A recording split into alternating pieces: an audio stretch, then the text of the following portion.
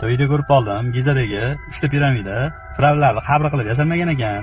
Bu piramidalar shunaqangi cho'tga joylashgan ekanki, osmondagi Orion degan yulduzlar turkumi bilan birga bir to'g'ri tushar ekan.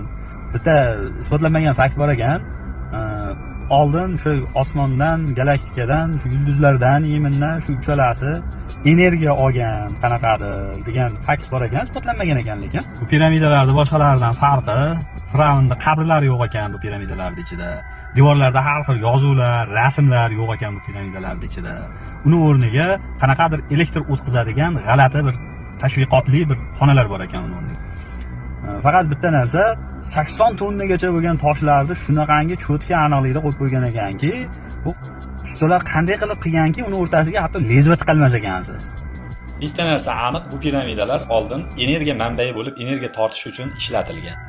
Keyin kimdir u motorini olib ketib qolgan, yo miyasini olib ketib qolgan, keyin bu piramidalar ishlashdan to'xtab qolgan. Ungacha omon nimadir qilib ishlatishgan.